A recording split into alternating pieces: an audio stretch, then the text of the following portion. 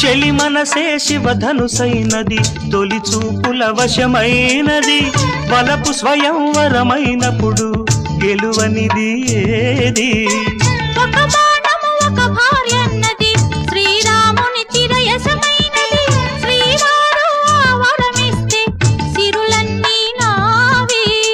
తొలి చుక్కవు నీవే చుక్కానివి నీవే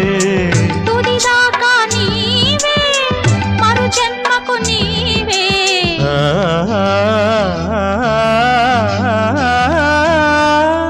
జానకి కలగనలేదు రాముని సతి కాగలనని ఏనాడు రాముడు అనుకోలేదు జానకి పతి కాగలనని ఆనాడు